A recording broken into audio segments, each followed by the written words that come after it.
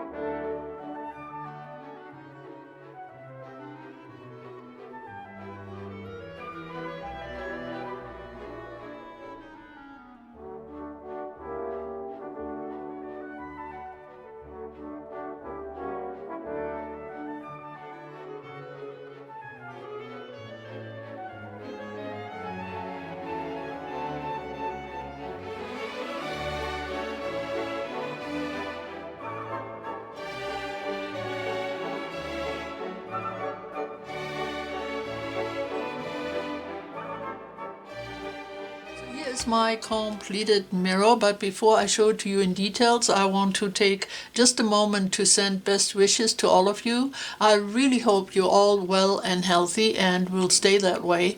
I also hope that these unusual times do not put too much strain on your living situation.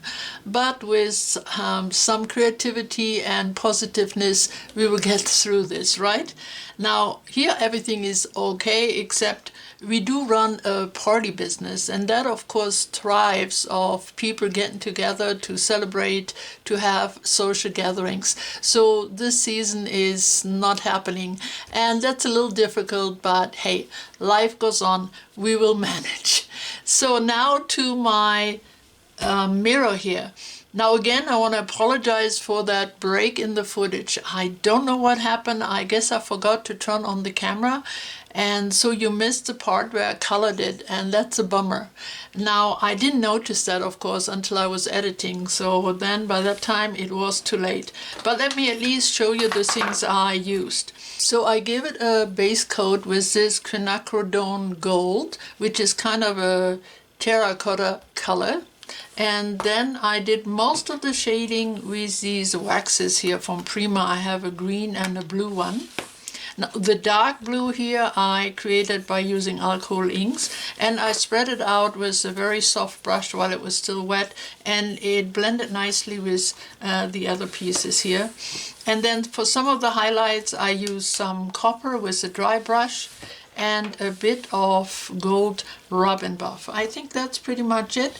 Pretty simple. Now, no, this is not as good as seeing the actual process, but well, it is what it is. All right, so now to the mirror here, and yes, you can see my camera because it's right above me. But let's take a look at this image, the little girl and the book page tree. The tree, of course, prompted me to use book pages on the sides and on the back just to clean it up. I also left a little black border here just to pull it together. And lots of great texture on this and, of course, on the rest of the piece. That was really what I was after with this project.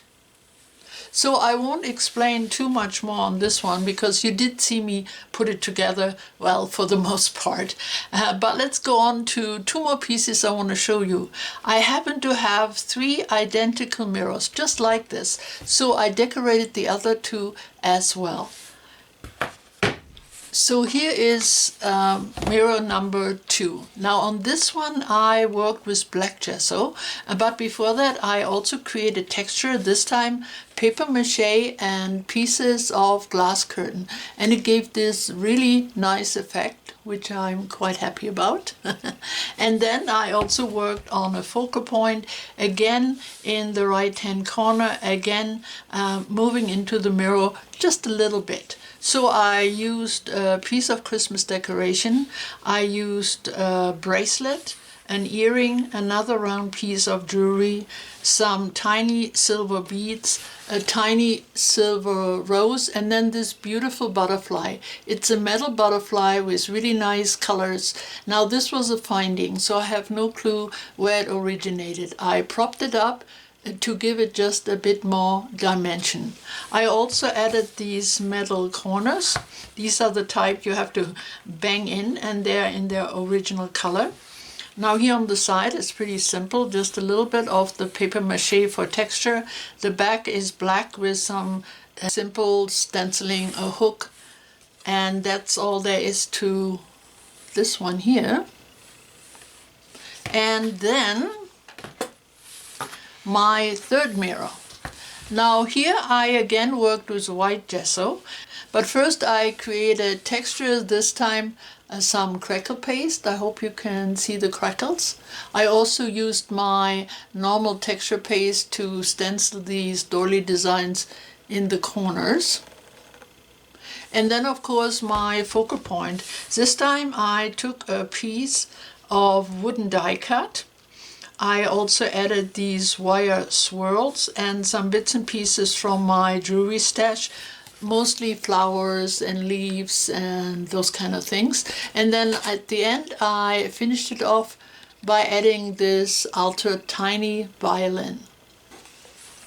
Now the coloration on this was done again similar to the other two.